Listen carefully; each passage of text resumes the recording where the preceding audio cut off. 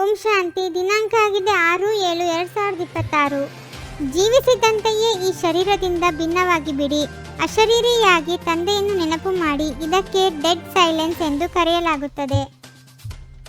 ನೀವು ಮಕ್ಕಳೀಗ ತಮ್ಮ ತಳಪಾಯವನ್ನು ಶಕ್ತಿಶಾಲಿಯನ್ನಾಗಿ ಮಾಡಿಕೊಳ್ಳುತ್ತಿದ್ದೀರಿ. ಈ ಬಲವು ಪವಿತ್ರತೆಯ ಆಧಾರದಿಂದ ಬರುತ್ತದೆ. ತಂದೆಯು ಈಗ ಸ್ವರಾಜ್ಯದ ತಳಪಾಯವನ್ನು ಇಷ್ಟು ಬಲವಾಗಿ ಹಾಕುತ್ತಾರೆ. ಅರ್ಧಕಲ್ಪದವರೆಗೆ ಆ ತಳಪಾಯವನ್ನು ಯಾರೂ ಅಲುಗಾಡಿಸಲು ಸಾಧ್ಯವಿಲ್ಲ.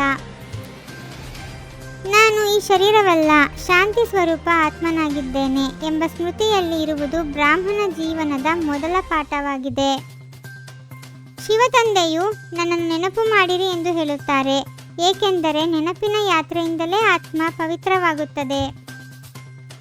ಅಶರೀರಿ ಸ್ಥಿತಿಯಲ್ಲಿ ಸ್ಥಿತರಾಗುವುದು ನಿಜವಾದ ಡೆಡ್ ಸೈಲೆನ್ಸ್ ಆಗಿದೆ.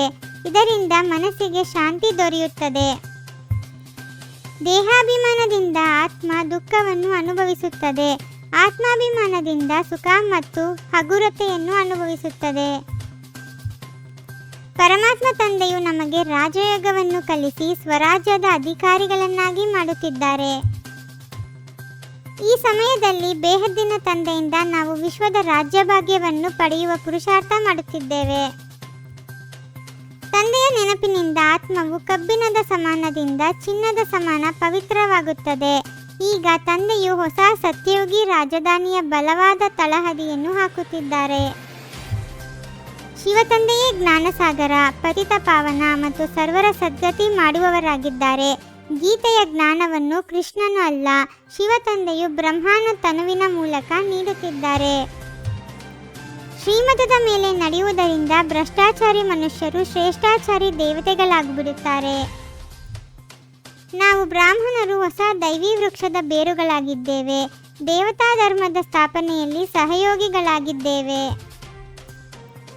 ಅಂತಿಮ ಸಮಯದಲ್ಲಿ ತಂದೆಯ ನೆನಪು ಮಾತ್ರ ಇರಬೇಕೇ ಹೊರತು ದೇಹ ಅಥವಾ ದೇಹಧಾರಿಗಳ ಸ್ಮೃತಿ ಇರಬಾರದು.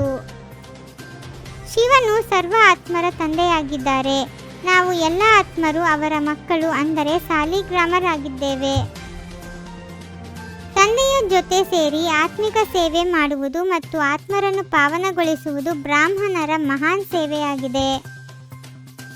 ಆತ್ಮಾಭಿಮಾನದಲ್ಲಿ ಸ್ಥಿತರಾಗಿ ಶಿವತಂದೆಯ ನೆನಪಿನಲ್ಲಿ ಇದ್ದು ಶ್ರೀಮತದಂತೆ ನಡೆಯುವುದರಿಂದ ನಾವು ಸ್ವರಾಜ್ಯ, ಸ್ವರ್ಗ ಮತ್ತು 21 ಜನ್ಮಗಳ ಸುಖದ ಭಾಗ್ಯವನ್ನು ಪಡೆಯುತ್ತಿದ್ದೇವೆ.